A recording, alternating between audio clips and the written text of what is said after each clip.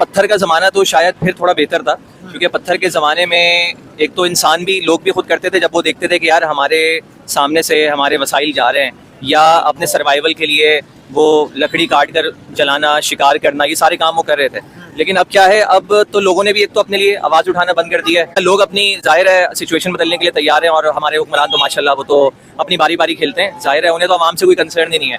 तो हालात अब बहुत ज़्यादा संगीनी सूरत हाल इख्तियार कर चुके हैं। और अगर बात की जाए गरीब की, अब आप देखें एक शख्स जो महीने के 25 से 30 हज़ार रुपये कमाता है, 25-30 हजार नहीं, 60-70 हजार वाले भी अपना बजट नहीं पूरा कर पा रहे।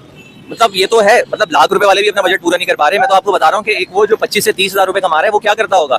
मतलब क्या उसके जहन में ऐसे ख्यालात नहीं आते होंगे कि यार मैं शायद खुदकुशी कर लूँ, या मैं कहीं डाका मार लूँ, कहीं चोरी कर लूँ, मैं भी स्नैचर बन जाता हूँ। ठीक है, आपको पता है अभी एक रिपोर्ट आई है, पाकिस्तान की 45% तकरीबन आधी आबादी मेंटल हेल्थ की खराबी का शिकार है। ये रिपोर्ट आपको मैं बता रहा हूँ, पाकिस्तान के सबसे बड़े जर्नलिस्ट हामिद मीर ने इसके ऊपर पूरा एक प्रोग्राम भी किया हुआ है। बिल्कुल है। और 45% क्या, मेरा तो ख्याल है कि पाकिस्तान की 70 से 80% जो आबादी है, जो मिडिल क्लास हो गया, लोअर मिडिल क्लास हो गया, वर्किंग क्लास हो गया, सब इस वक्त जो है वो किसी न किसी मेंटल सिचुएशन से लड़ रहे हैं, और किसी न किसी तौर पे अपनी जहनी कैफियत से दो चाह रहे हैं। मसला यही है कि देखें कब तक हम सिर्फ कोसते रहेंगे, कोसने से तो काम नहीं बनता है। आपने देख लिया है, जो ढीठ हो जाते हैं ना, हुक्मरान जैसे ढीठ हो गए, तो उन पर इतनी ज़्यादा ढिठाई है कि उन पर कोई असर नहीं वाला। लोग मर रहे हैं, मरने दो, महंगाई बढ़ रही है, बढ़ने दो, फाके हो रहे हैं, होने दो, खुदकुशियाँ हो रही हैं, होने दो।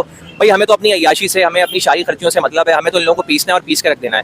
तो इन्फ्लेशन की आपने बात की, दुनिया भर में देखें इन्फ्लेशन है, जाहिर है पेट्रोल प्राइसेस जब ऊपर गई तो दुनिया भर में, लेकिन दुनिया भर में ऐसे हालात नहीं है कि वहाँ आप देखें यहाँ पे जिस तरह पेट्रोल डीजल की कीमत 200 रुपए से ज्यादा बढ़ी है। इंडिया की अगर एग्जांपल आप लें, इंडिया में इस टाइम पे 102 रुपए 1 लीटर पेट्रोल है, और वहाँ पे ईरान अमेरिका वार के बाद सिर्फ और सिर्फ 5 रुपए पेट्रोल की कीमत बढ़ी है। 5 रुपए, 5 रुपए कहाँ, 250 रुपए कहाँ। ये तो देखें एक लॉलीपॉप, एक बहाना इन्हें मिल गया कि दुनिया में जंग चल रही है, उसकी वजह से प्राइसेस ऊपर जा रही हैं, तो हम प्राइस बढ़ा देते हैं। हालांकि ऐसा नहीं है। आपको पता है पेट्रोलियम लेवी की मद में आपसे कितने रुपए लिए जा रहे हैं? सिर्फ टैक्सेस की मद में आप 100 से ऊपर रुपए, तो अगर आप लीटर पेट्रोल डलवाते हैं तो 100 से ऊपर तो आप उसमें टैक्स दे रहे हैं खाली। तो कोई रिलीफ यहाँ पर नहीं है, और ये बहाना मिल गया है। टैक्स अलग है, लेवी अलग है। 100 से ऊपर सिर्फ लेवी जा रही है, टैक्स के पैसे अलग से लिए जा रहे हैं। ऐसे ही लेवी अलग जा रही है, टैक्स अलग जा रहा है। बिजली का बिल उठा के देख लें, उसमें 10 तरह के उन्होंने टैक्स लगाए हुए हैं। उसमें आपने जो है वो जनरल सेल्स टैक्स अलग देना है, एडजस्टमेंट फ्यूल प्राइसेस जो उस पर लगती है वो अलग देनी है, जो अब उन्होंने प्रोटेक्टेड लिस्ट ही खत्म कर दी है। अब 200 से ऊपर अगर आपका यूनिट आ गया तो अब ऐसा नहीं है कि 6 महीने बाद आप प्रोटेक्टेड लिस्ट में आ जाएंगे, अब तो वो लिस्ट ही खत्म हो गई है। तो आपको पता है केसी के जो वर्कर हैं उनके कपड़े धोने के भी टैक्स लिया जाता है पब्लिक से।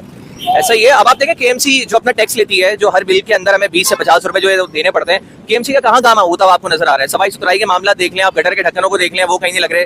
मतलब सड़कें देख लें, सड़कें तो माशाल्लाह, इस पार्टी ने कुछ नहीं किया, उस पार्टी ने कुछ नहीं किया, तो किस पार्टी ने कुछ किया है तुम्हारे यहाँ पे? तुम लोग सब जानते हो यार, तुम पार्टी का नाम पता नहीं क्यों लेते हो, मुझे समझ में नहीं आता।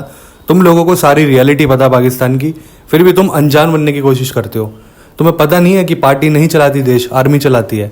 आर्मी के लिए क्यों नहीं बोलते हो? क्यों? क्योंकि तुम्हारा डर है। आर्मी के खिलाफ कुछ बोलोगे तो पता है तुम्हारा क्या हाल होने वाला है। इमरान खान ने आवाज़ उठाने की कोशिश करी थी, आज उसके क्या हाल है, जेल के अंदर है। मतलब इमरान खान पाकिस्तान की बहुत बड़ी हस्ती माना जाता है, जहाँ तक मुझे पता है। उस बंदे ने वर्ल्ड कप जिताया था, जो भी चीज़ें थी पाकिस्तान को बहुत ऊंचे लेवल पे लेके गया था उस टाइम पे, जब वर्ल्ड कप जीते थे तो पाकिस्तान का कुछ तो नाम हुआ था उस टाइम पे। लेकिन आज के दिन जब इमरान खान जेल के अंदर है तो साफ साफ पता चलता है कि कोई कुछ भी कर ले, अगर आर्मी के खिलाफ कोई कुछ बोलेगा तो उसको नहीं छोड़ा जाएगा। ये तो इमरान खान है, फिर भी जेल में अगर कोई नॉर्मल बंदा अगर कुछ बोल देता है उसका पता नहीं चलता कहाँ चला गया वो। और ये बात आप अच्छे से जानते हो। हमारे यहाँ पे भी E20 की जो भी चीज़ चल रही है, लेकिन पब्लिक आवाज़ उठा रही है, उन्हें गलत लग रहा है तो बोल रही है वो। ये होती डेमोक्रेसी, कुछ गलत है तो उसके खिलाफ बोलो। तुम्हारे यहाँ कोई कुछ बोलता ही नहीं है।